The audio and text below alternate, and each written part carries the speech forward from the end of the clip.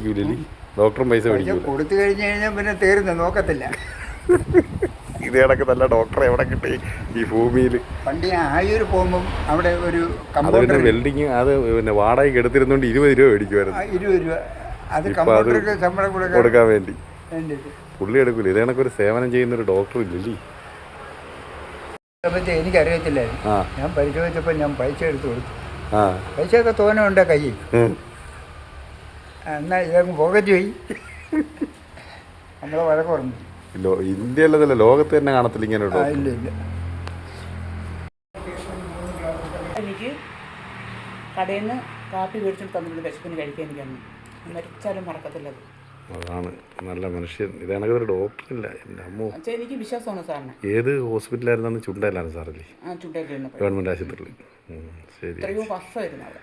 ശരി. സാറിന് സ്ഥലമാറ്റം വന്നിട്ട് നാട്ടുകാർ വിട്ടില്ലെന്നുള്ളത് സാറിന്. എന്ന് പറഞ്ഞാൽ ഇനി ആ മാമൻ പറഞ്ഞ നമുക്ക് എത്ര പേര് വന്നാലും അത്രയും രോഗികളെ നോക്കി തീർന്നിട്ട് സാർ ആഹാരം കഴിക്കും. സുഹൃത്തുക്കളെ, നിങ്ങൾ ഈ വീഡിയോ കാണാതെ പോകരുത്. കാരണം ഇതുപോലൊരു മനുഷ്യനെ നിങ്ങൾ ഒരിക്കലും കണ്ടിട്ടുണ്ടാവില്ല, കേട്ടിട്ടുമുണ്ടാകില്ല. ഞങ്ങളെല്ലാം ദൈവതുല്യനായി കാണുന്ന ഒരു ഡോക്ടർ, ഗംഗാരാം ക്ലിനിക് എന്ന ക്ലിനിക് നടത്തുന്ന ഗംഗാധരൻ ഡോക്ടർ.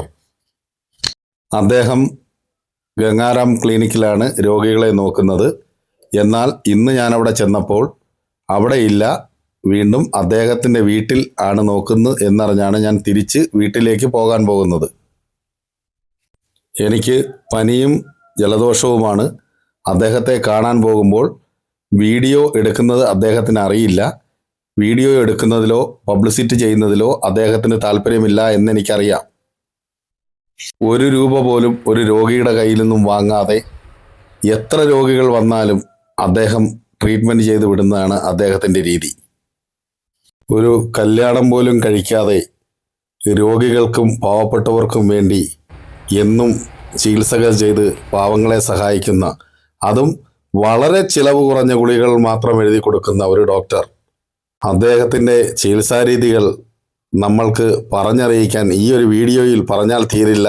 അദ്ദേഹത്തിൻ്റെ ആ ഒരു നല്ല പ്രവൃത്തിയെപ്പറ്റി, അദ്ദേഹത്തിനെ പറ്റി എത്ര പറഞ്ഞാലും ഈ വീഡിയോയിൽ തീരില്ല. കാരണം ഇത് കാണുന്ന എല്ലാ സുഹൃത്തുക്കളും അവരവരുടെ അനുഭവങ്ങൾ ഇതിൽ പങ്കുവയ്ക്കണം. പത്മശ്രീയും പത്മഭൂഷണൊക്കെ ലഭിക്കേണ്ടത് സാറിനെ പോലെയുള്ളവർക്കാണ്.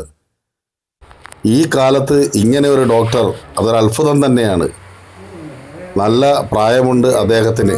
എങ്കിലും എത്ര രോഗികൾ വന്നാലും ഇപ്പോഴും അവരെ നോക്കി ഗുളികകൾ കുറിച്ച് കൊടുത്ത് തിരിച്ച് ആ ഗുളികകൾ അദ്ദേഹത്തിനെ കൊണ്ടുവന്ന് കാണിച്ചതിന് ശേഷമേ നമ്മൾക്ക് പോകാൻ കഴിയൂ. ഏത് അസുഖവും അദ്ദേഹം ട്രീറ്റ്മെൻറ്റ് ചെയ്ത് മാറ്റും. അദ്ദേഹത്തിൻ്റെ ചികിത്സാരീതികളെല്ലാം ഒരു പ്രത്യേക ചികിത്സാരീതികളാണ്. അറിയാവുന്നവർക്കറിയാം. ഞാൻ ഈ വീഡിയോ എടുക്കുമ്പോഴും പറയുമ്പോഴും അറിയാവുന്നവർക്ക് അതിനെപ്പറ്റി അറിയാം, അറിയാത്തവർ അത്ഭുതപ്പെട്ടു പോകും.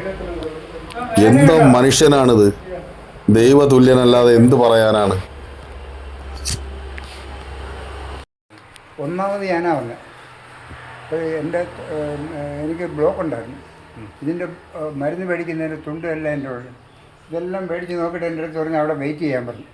അവസാനം എല്ലാവരും നോക്കിയിട്ട് ലാസ്റ്റിലാണ് അകത്ത് കയറിപ്പോയി ഈ ഡോക്ടറുടെ ബുക്കില്ലേ അത് പോയി നോക്കിയിട്ട് വന്നിട്ട് പറഞ്ഞു ഒരു ഗുളികയ്ക്ക് കുറിച്ചത്. രണ്ടാമത് ജൻജീവൻ മെഡിക്കൽ സ്റ്റോർ ഉണ്ടല്ലോ ഗവൺമെൻറ്റിൻ്റെ, അവിടെ ചെന്ന് ഈ 20 ഗുളിക മേടിച്ചപ്പം 15 രൂപ. 15 രൂപ ഇവിടെ കിടക്കുന്നത് 88 രൂപ. ഇവിടെ പൈസ മേടിക്കൂ? ഇല്ല, പൈസ കൊടുത്താൽ അങ്ങനെ തുണ്ട് കുറിച്ച് തരുന്നത് ജൻജീവനിലേക്ക് തുണ്ട് കുറിച്ച് തരുന്നത്. പൈസ മേടിക്കൂലേ? ഡോക്ടറും പൈസ മേടിക്കും. കൊടുത്തു കഴിഞ്ഞ് കഴിഞ്ഞാൽ പിന്നെ തീർന്നു നോക്കത്തില്ല. ഇത് കണക്ക് നല്ല ഡോക്ടറെ എവിടെ കിട്ടി ഈ ഭൂമിയിൽ?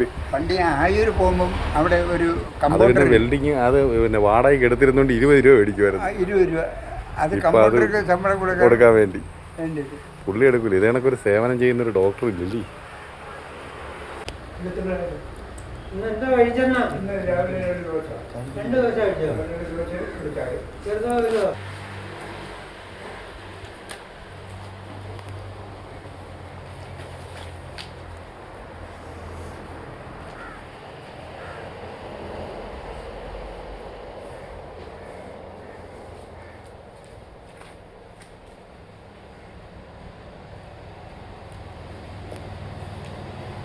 എന്താ പറഞ്ഞേ 100 രോഗികൾ ഇവിടെ ഇപ്പോൾ പരിശോധനയ്ക്ക് വന്നെന്നിരിക്കട്ടെ. ആ കസേരയിൽ ഇരിക്കത്തുമില്ല, ഒന്നുമില്ല, ഒറ്റ നില നിന്ന്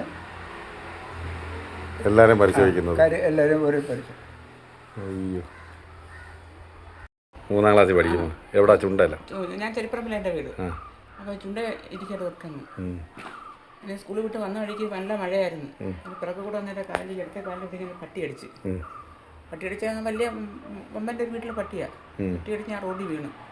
അങ്ങനെ അവിടുത്തെ ആ മാമ കണ്ടുകൊണ്ട് വന്നിട്ട് അവർ വീട്ടിൽ നിന്ന് ചോറൊക്കെ തന്നെ വീട്ടിൽ ആരെയും കൂടെ പറയലേന്ന് പറഞ്ഞു. കൊച്ചല്ലേ, നമുക്ക് അറിയത്തില്ല, പേടിയാക്കി ഇങ്ങനെ വീട്ടിൽ നിന്ന് രാവിലെ പറഞ്ഞില്ല. പിന്നെ രാവിലെ വെളുപ്പാങ്കലൊക്കെ ആയപ്പോൾ ഞാൻ പിച്ചുപോയും പറയാൻ പനിയും കൂടി ഉച്ചയെടുത്ത് ഡോക്ടറൊക്കെ കൊണ്ടുവന്നു. കൊണ്ടുവന്നപ്പോഴത്തേക്കും പറഞ്ഞ് ഉള്ള ഇത് മെഡിക്കൽ കോളേജിൽ കൊണ്ടുപോകും, ഇത് കുഞ്ഞിന് കുഴപ്പമാണ്. അപ്പോൾ എന്നെ പട്ടിയെടുത്തൊന്നും ആരും അറിയുന്നില്ല. എന്തായാലും ഡോക്ടർ എനിക്ക് ഇത് പനി മാത്രമല്ല, കുഞ്ഞ് പയന്നതാണ്, പേടിച്ചിട്ടാണ് അത്. അപ്പോൾ ഇത് ഇനി തലയ്ക്ക് കാണാൻ കയറിയതാണെന്ന് അറിയത്തില്ല. എന്തായാലും സാറ് നോക്കിയാൽ മതി, ഞാൻ വേറെ എങ്ങും കൊണ്ടുപോകത്തില്ലെന്ന് പറഞ്ഞു. സാറേ കഴിഞ്ഞ ഒരാളെനിക്കില്ല, സാറാണ് എൻ്റെ ദൈവം പറഞ്ഞ അച്ഛൻ ഇവിടെ തന്നെ കിടത്തി. അങ്ങനെ ഇഞ്ചക്ഷൻ എടുത്ത് കുറേ കഴിഞ്ഞപ്പോൾ ഞാൻ കണ്ണു തുറന്നു. അപ്പോൾ എനിക്ക് ചെന്ത് പറ്റി മുളി നമുക്ക് പട്ടി അടിച്ചെന്നെ, ഇന്നാരുടെ വീട്ടിലെ പട്ടിയാ കടിച്ചെന്ന് പറഞ്ഞു. അപ്പോൾ ഇത്രയും ഭാഗം പട്ടിയുടെ വാ ചെന്ന് അത്രയും ഭാഗം ഒന്ന് പഴുത്ത്. ഒരാഴ്ച കഴിഞ്ഞപ്പോൾ അത്രയും ഭാഗത്തൊരു മാംസ കട്ടം ആയി. അത് ഡോക്ടർ വെട്ടിങ്ങെടുത്ത്. അപ്പോൾ ഏതാണ്ട് ഒരു വലിയൊരു നെല്ലിക്ക വെച്ചാൽ ഇറങ്ങത്തെ കുഴിയായി. സാർ ഒറ്റ ഒരാളാണ് എൻ്റെ ആ കാലം എനിക്ക് നടത്തിച്ചു തന്നു. ആ ഒരു വർഷം ഞാൻ സ്കൂളിൽ പോയില്ല, പരീക്ഷ എഴുതാനൊന്നും പോയി എനിക്ക് പറ്റത്തില്ല. അച്ഛൻ രാവിലെ എടുത്ത്. ചേച്ചി എത്ര പഠിക്കുക? 3ാം ക്ലാസ്സിൽ. ഇപ്പോഴും ചേച്ചി ഇവിടെ ഡോക്ടറെ വിശ്വസിച്ചു അല്ലേ? അതാണ്. അവിടുന്ന് എടുത്ത് അച്ഛൻ ആശുപത്രി കൊണ്ട് കിടത്തിട്ട് അച്ഛൻ ജോലിക്ക് പോകും. രാവിലെ വൈകുന്നേരം ജോലിയും കഴിഞ്ഞ് വന്നിട്ട് എന്നെ എടുത്ത് തിരിച്ച് വീട്ടിൽ കൊണ്ടുപോകും. അങ്ങനെ രാവിലെ ഉച്ചയ്ക്കും വൈകിട്ട് എനിക്ക് ഇഞ്ചക്ഷൻ എടുക്കണം. വീട്ടിൽ വന്ന് എന്നെ തിരിച്ച് കൊണ്ടുവരാൻ ആരുമില്ല, എടുത്തേ കൊണ്ടുവരാൻ പറ്റും. അവസാനം എനിക്കത് നടക്കത്തൊന്നുമില്ല. എനിക്ക് മൂത്രം ഒഴിക്കാൻ പോകണമെങ്കിൽ അവിടുത്തെ തൂക്കുകാരി ഡോക്ടർ വിളിച്ച് അവർ 2 പേരും ഒന്ന് പിടിച്ച് എന്നെ കൊണ്ട് മൂത്രം ഒഴിച്ച് തിരിച്ചടക്കൊണ്ടിരിക്കും. സാർ എനിക്ക് കടയിൽ നിന്ന് കാപ്പി മേടിച്ചിട്ട് തന്നിട്ടുണ്ട് വിശപ്പിന് കഴിക്കാൻ. എനിക്കന്ന് മരിച്ചാലും മറക്കത്തില്ലത്. അതാണ് നല്ല മനുഷ്യൻ. ഇതാണെങ്കിൽ ഒരു ഡോക്ടറില്ല എൻ്റെ അമ്മ. അച്ഛാ എനിക്ക് വിശ്വാസമാണ് സാറിന്. ഏത് ഹോസ്പിറ്റലായിരുന്നു? ചുണ്ടയിലാണ് സാറല്ലേ? ചുണ്ടയിലിരുന്നു ഗവൺമെൻറ് ആശുപത്രിയിൽ. ശരി, എത്രയോ വർഷമായിരുന്നു അവിടെ. ശരി. സാറിന് സ്ഥലമാറ്റം വന്നിട്ടാണ് നാട്ടുകാർ വിട്ടില്ലെന്നുള്ളത് സാറിന്. ആ എന്ന് പറഞ്ഞാൽ ഇനി ആ മാമൻ പറഞ്ഞ നമുക്ക് എത്ര പേര് വന്നാലും അത്രയും രോഗികളെ നോക്കി തീർന്നിട്ടേ സാർ ആഹാരം കഴിക്കും.